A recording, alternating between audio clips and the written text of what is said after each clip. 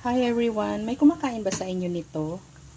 This one is one of my favorite. Yung foodie ng pang probinsya. So, bumili ako ng daing. Actually, tuyo na siya. Tinuyong isda. Na yung, tingnan mo yung masasarap na isda. And, ayan, nilagyan ko ng maraming luya, kamatis, ginisa ko yan. And then right now, nilagyan ko ng mga siling diablo galing sa aking puso. Tapos, alam nyo, lalagyan natin yan ng pechay.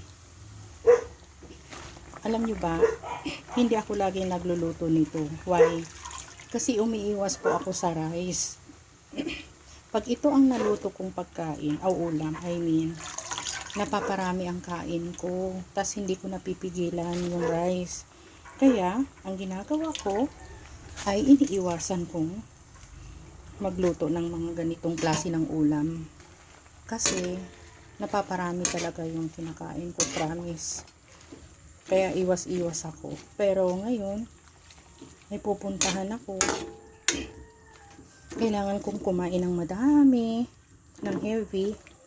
Kaya, ito ang gagawin ko. Nagluluto ako nito. So, ayan. Thank you so much sa inyong lahat. Pagkakulo niyan, yan po ay luto na. O, diba? Luto na yan. Bye.